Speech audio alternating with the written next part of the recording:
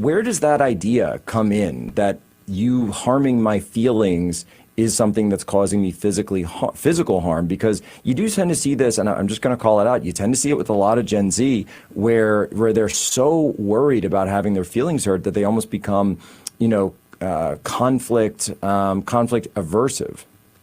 Yeah, I totally agree. And, it is, of course, it's literally psychotic. And in psychology, we call it psychotic when something is, broken from reality. And so it's actually a very anxiety evoking way to live your life, to think like, God forbid somebody says the wrong thing to me.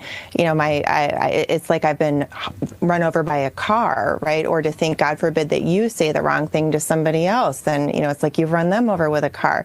Now, you bring up the trans issue and the overlap, which I think is interesting because, frankly, there's a lot of psychoticism, I think, within the trans movement, because, again, going back to this idea that psychotic essentially means out of touch with reality. And there are some people who identify as trans that say, like Caitlyn Jenner, that says, I know I'm a man who has had cosmetic surgery. Like, Caitlyn knows what he is. But there are many trans people who believe that through their surgeries or whatever, that they literally magically become a member of the opposite sex, which, I would say is a psychotic belief.